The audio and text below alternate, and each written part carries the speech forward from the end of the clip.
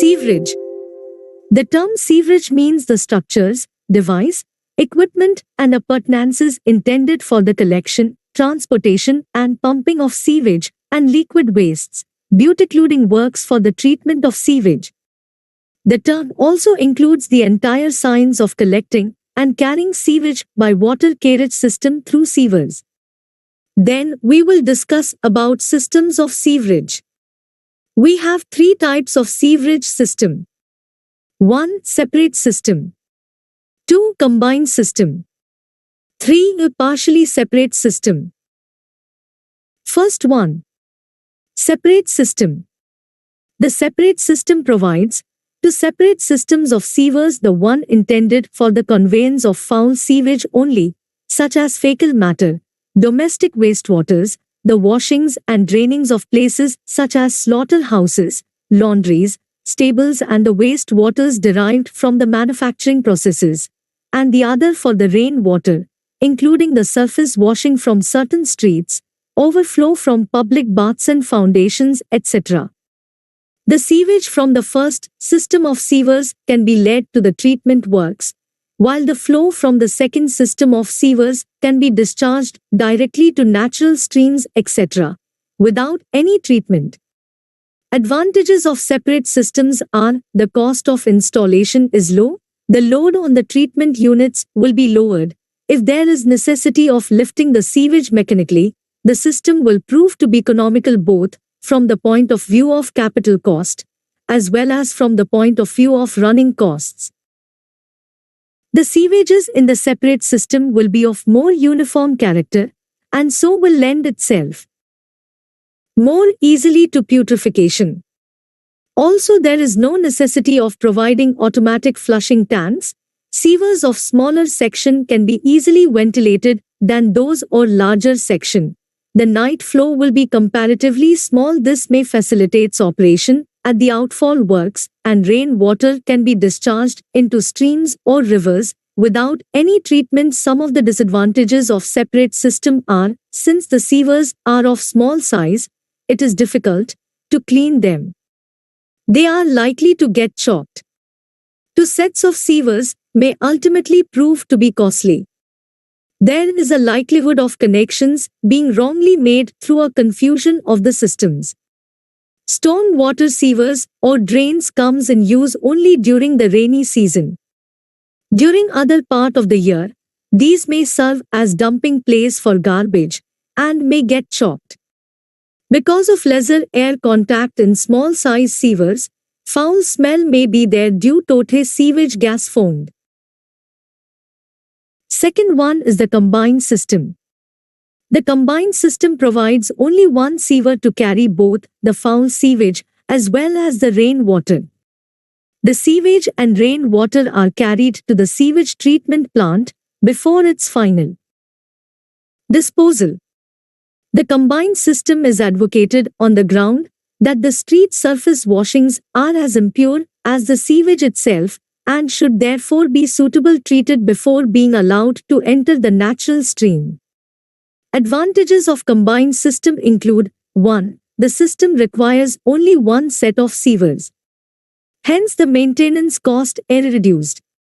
2. The sewers are of larger size and therefore the chances of their choking are rare.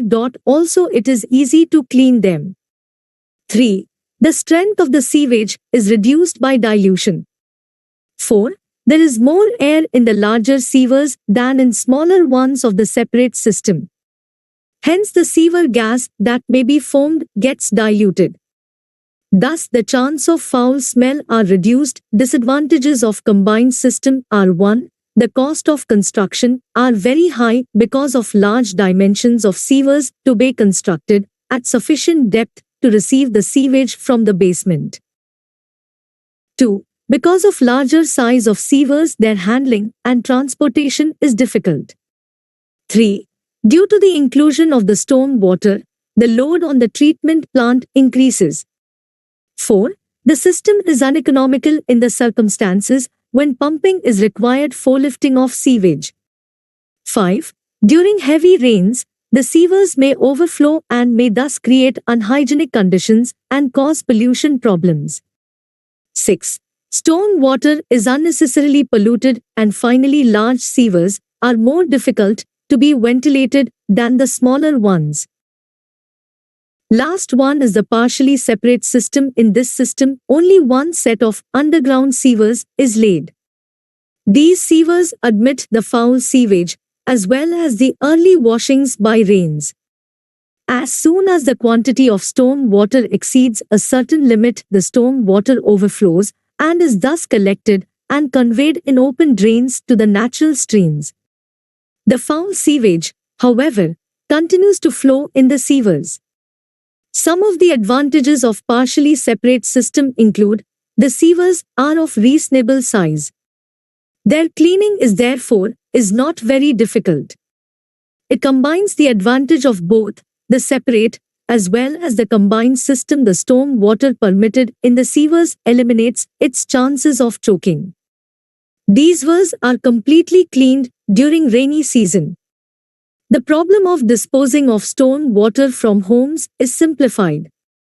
Disadvantages are, during the dry weather, when there is no rain water, the velocity of flow will be low. Thus self-cleansing velocity may not be achieved. The storm water increases the load on treatment units. The storm water also increases the cost of pumping. The next topic is ventilation of sewers. Why we should ventilate the sewer? There are mainly two reasons.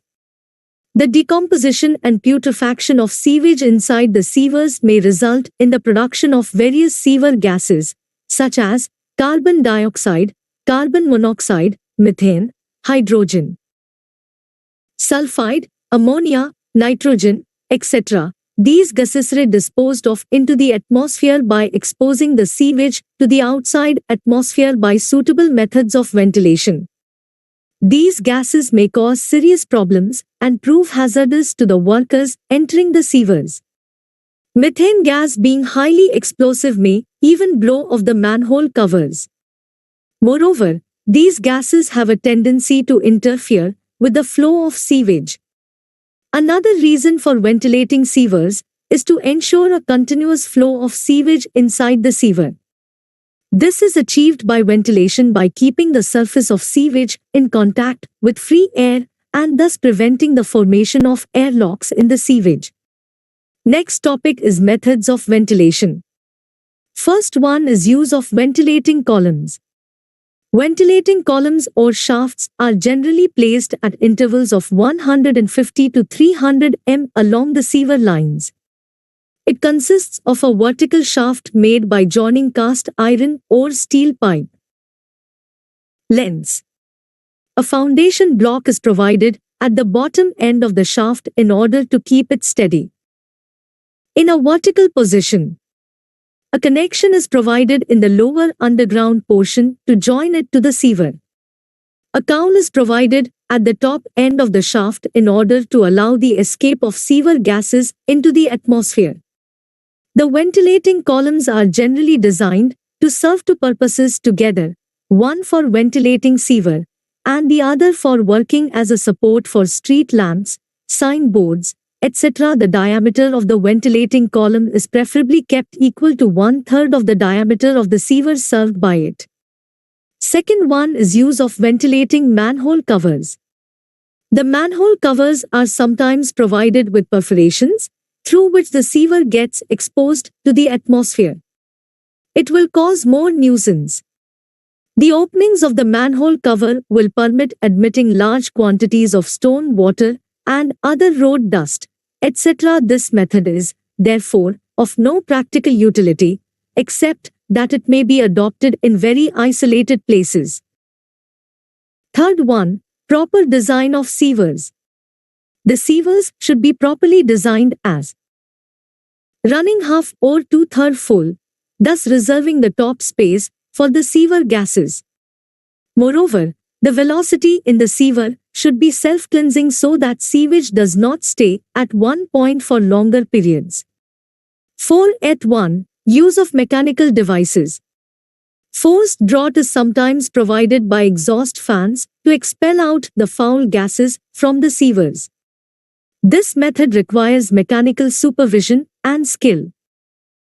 Next one is by unobstructed outlets.